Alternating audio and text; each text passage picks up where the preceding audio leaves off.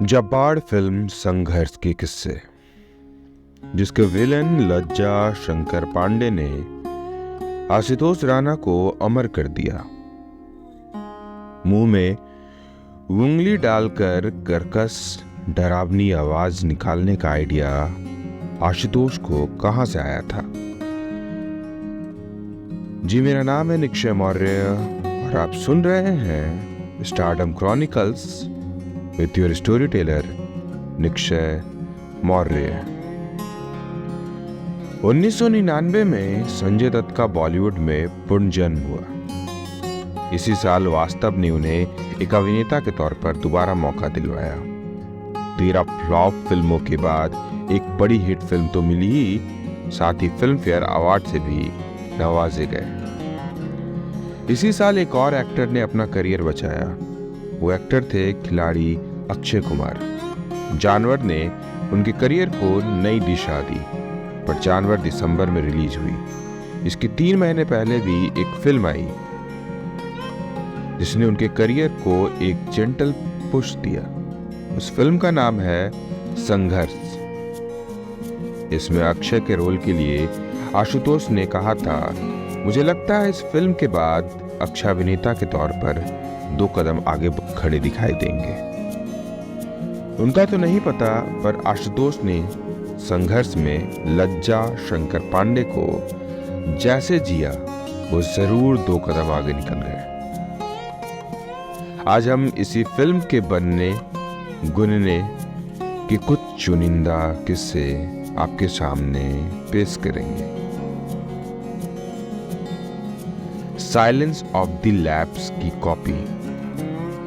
मुझे रात दिन बस मुझे चाहती हो, कहो न कहो मुझको सब कुछ पता है। ये संघर्ष मूवी का ही गाना है जो फिट बैठता है। महेश भट्ट और मुकेश भट्ट के बैनर विशेष फिल्म्स के लिए।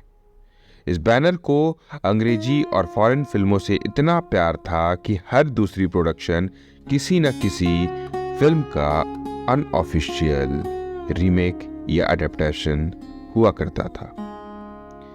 ऐसा सिर्फ इस बैनर के साथ ही नहीं था, बल्कि लगभग सभी प्रोडक्शन हाउस यही पैतरा अपना रहे थे।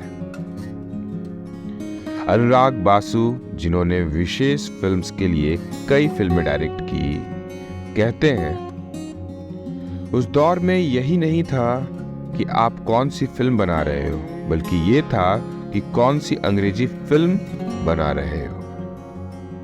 खैर, इस पर किसी रोज विस्तार से हम एक स्टोरी करेंगे। फिलहाल संघर्ष पर लौटते हैं। इस फिल्म का प्लॉट 1991 में आई American film Silence of the Lambs से लिया गया था।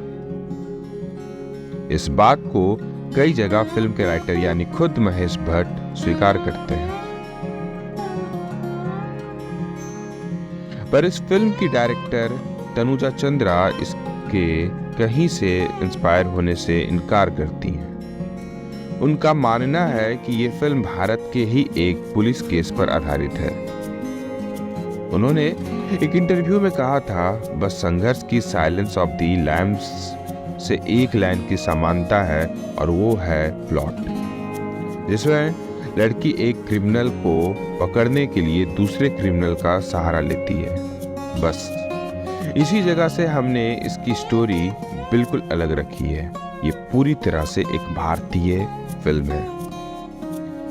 हालांकि ये बात अलग है कि फिल्म एक्सपर्ट्स इसे साइलेंस ऑफ द लैम्प्स की फ्रेम बाय फ्रेम कॉपी मानते हैं। जैसे फिल्म में एक सीन है जहां ऑफिसर रीड क्रिमिनल से मिलने आती है, ये पूरी तरह से अमेरिकी फिल्म की कॉपी है। तनुजा चंद्रा पर इससे पहले दुश्मन को आई फॉर एन आई से फ्रेम बाय फ्रेम कॉपी करने के आरोप भी लगे। यहां तक कि यह भी कहा गया कि उनके कुछ शुरुआती फिल्मों में महेश भट्ट ने घोष डायरेक्शन किया। दुश्मन और संघर्ष उन्हीं में शामिल है। पहले संघर्ष नहीं, अंधेरा होना था फिल्म का नाम। पहले इस फिल्म का नाम महेश भट्ट अंधेरा रखना चाहते थे, पर बाद में संघर्ष रखा। दरअसल ऐसा कहा जाता है कि इससे पहले 1998 में महेश अपनी फिल्म जख्म का नाम ही संघर्ष रखना चाहते थे, पर बाद में आइडिया ड्रॉप कर दिया। जख्म का स्क्रीन प्ले तनुजा चंद्रा और महेश भट्ट ने मिलकर लिखा था। कमाल ये है कि महेश भट्ट के डायरेक्शन में बनी इस फिल्म के बारे में कहा जाता है कि इसमें तनुजा चंद्रा ने घोष डायरेक्शन किया था। 1990 में आई अनिल कपूर की फिल्म जीवन एक संघर्ष का नाम भी पहले संघर्ष ही रखा जाना था। बाद में कुछ लीगल पचड़ों के कारण फिल्म का नाम बदला गया। कहते हैं जीवन एक संघर्ष के डायरेक्टर राहुल रवेल इसका टाइटल अपने पिता की दिलीप कुमार स्टारर फिल्म संघर्ष 1968 के नाम पर रखना चाहते थे, पर उस वक्त संघर्ष के प्रोड्यूसर को इससे आपत्ति हुई। इसके चलते राहुल को आखिरी समय पर नाम बदलना पड़ा। पर सवाल उठता है, महेश भट्ट ने इसके 10 साल बाद संघर्ष नाम से फिल्म कैसे बनाई? कहते हैं विशेष फिल्म्स ने संघर्ष और जख्म सरीखे नाम ट्रेडमार्क एक्ट के तहत ऑफिशियली रजिस्टर करवा लिए थे। हालांकि इस बात की पुष्टि नहीं की जा सकती। अक्षय से पहले शाहरुख और अजय देवगन के पास पहुंची थी ये फिल्म। पहले संघर्ष शाहरुख खान को ऑफर हुई, पर इससे पहले विशेष फिल्म्स के साथ की गई उनकी 2 फिल्में चाहत और डुप्लीकेट फ्लॉप हो गई थी, जिस कारण से शाहरुख खान ने फिल्म के लिए मना कर दिया था। फिर फिल्म अजय देवगन के पास पहुंची। उन्होंने भी डेट्स का बहाना देकर फिल्म करने से इनकार कर दिया। ऐसा भी कहा जाता है कि संघर्ष में फीमेल किरदार ऑफिसर रीत का रोल मेल कैरेक्टर से ज्यादा था, जिस कारण उस समय का कोई बड़ा स्टार फिल्म करने के लिए राजी नहीं हो रहा था। बाद में अक्षय ने फिल्म के लिए हाँ कही, वो भी इसलिए क्योंकि उनका करियर कुछ खास नहीं चल रहा था। दर्जनभर फिल्में लगातार फ्लॉप हो चुकी थी, इसलिए उनके पास इस रोल को एक्सेप्ट करने के सिवा कोई दूसरा विकल्प नहीं था। वो इसके बारे में कहते हैं, मुझे लगता है संघर्ष ने एक अभिनेता के तौर पर मेरा नजरिया बदला। उसी के बाद मैंने अपने काम से प्यार करना शुरू किया और मैं अब एक जुनूनी एक्टर हूँ। तनुजा ने इस रोल को लेकर अक्षय के बारे में कहा था, मुझे पता है इस समय अक्षय की कोई मार्केट वैल्यू नहीं है। जनता अक्षय की जगह पर शाहरुख को देखना ज्यादा पसंद करेगी, पर अक्षय ने इस रोल के लिए काफी मेहनत करके इस बात की भरपाई कर दी है। ऑफिसर रीत का किरदार पहले करिश्मा को ऑफर हुआ था। उनके मना करने पर प्रीति जिंटा को मिला। उन्होंने इस मौके को बुलाया भी। फिल्म में उनकी एक्टिंग को उस वक्त को पसंद किया गया था। आलिया भट्ट का डेब्यू 2012 में आई film Student of the Year को माना जाता है, पर ऐसा नहीं है। वो इससे करीब 13 साल पहले ही फिल्म इंडस्ट्री में कदम रख चुकी थी। उन्होंने संघर्ष में प्रीति जिंटा के बचपन का रोल अदा किया था। वो उस वक्त महज 5 साल की थी। संघर्ष बतौर चाइल्ड आर्टिस्ट उनकी पहली फिल्म थी। बॉलीवुड के आइकॉनिक विलेन लज्जा शंकर पांडे ने आशुतोष राणा को अमर कर दिया। मैं तो बरगद हूं, आप मुझे पत्थर पर फेंकेंगे तो मैं पत्थर पर जड़ें जमा लूंगा, कीचड़ में फेंकेंगे तो कीचड़ में जड़ें जमा लूंगा, रेत में फेंकेंगे तो वहां जड़ें जमा लूंगा। ये शब्द हैं आशुतोष राणा के, जो उन्होंने किसी किरदार को खुद में आत्मसात करने को लेकर कहे। उन्होंने संघर्ष में कुछ ऐसा ही किया। लज्जा शंकर पांडे को ऐसा जिया कि वो किरदार मूवी में भले ना अमर हुआ हो, पर हमारे मन में अमर हो गया है। आशुतोष भी बतौर कलाकार अमर हो गए। उन्हें दुश्मन के बाद अपना दूसरा फिल्म फेयर अवार्ड भी मिला, पर उन्हें यह अमरता मिली कैसे? वो अक्षय कुमार की फिल्म जानवर की हैदराबाद में शूटिंग कर रहे थे। उन्हें महेश भट्ट का फोन आया। आशुतोष उनके साथ दुश्मन में काम कर चुके थे। महेश ने कहा कि वो एक फिल्म बना रहे हैं संघर्ष, उसमें एक किरदार है, उससे बड़ा विलन आज तक नहीं आया है, लेकिन वो ये रोल आशुतोष को नहीं देकर किसी और को एक्टर को देंगे। आशुतोष बेचैन हो गए।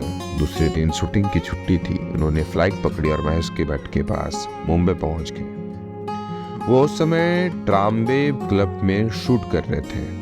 राणा ने उनसे कहा, या तो आप कहिए मैं बुरा एक्टर हूँ या फिर ये रोल दीजिए, नहीं तो एक काम करिए, आपने जिस एक्टर को इस रोल में लिया है उसका और मेरा ऑडिशन लीजिए, तब जाकर मुझे खारिज कीजिए कि तुम इस रोल में फिट नहीं हो।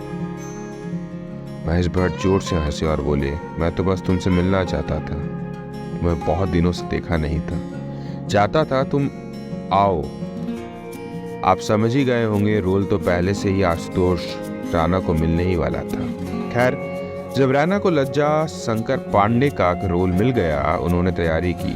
शूट शुरू हुआ। फिल्म चांदीवाली स्टूडियो में शूट हो रही थी। महेश भट्ट आशुतोष के पास पहुंचे, बोले, बेटा तुम्हारे किरदार पर मुझे एक सिग्नेचर चाहिए। आशुतोष समझे नहीं कि महेश कैसे सिग्नेचर की बात कर रहे हैं। दरअसल भट्ट साहब को कुछ ऐसा चाहिए था जो अलग हो, हॉन्टिंग हो, फिल्म में बार बार रिपीट हो, ताकि लोगों के जहन में बस जाए।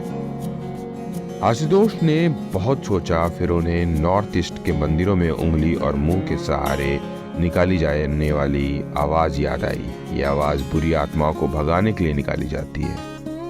फिल्म में लज्जा शंकर पांडे के लिए सब बुरी आत्माएं हैं जो उसकी अमरता में बाधा डालते हैं।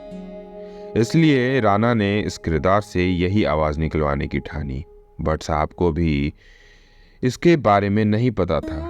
जब कैमरे के सामने टेक हुआ तो इतनी ऊर्जा के साथ आशुतोष ने वो आवाज निकाली कि भट्ट साहब और तनुजा चंद्रा दोनों चकित रह गए। एक टेक में शॉट फाइनल हो गया। आगे ये पूरी फिल्म में इस्तेमाल हुआ।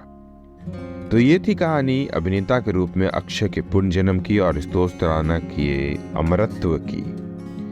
तो ऐसे ही अन्य किस्सों के लिए सुनते रहिए stardom chronicles with Nikshay Maurya. ऐसे किस्से यहाँ आते रहते हैं, हम आप तक पहुँचाते रहते हैं। और आपको अगर हमारा पॉडकास्ट अच्छा लगता है तो उसे लाइक करें, शेयर करें और हमारे चैनल को सब्सक्राइब करें, ताकि हम आप तक और किस्से पहुँचा सकें। और कमेंट बॉक्स खुला है, अगर आप कुछ कहना चाहते हैं तो कह सकते हैं। धन्यवाद।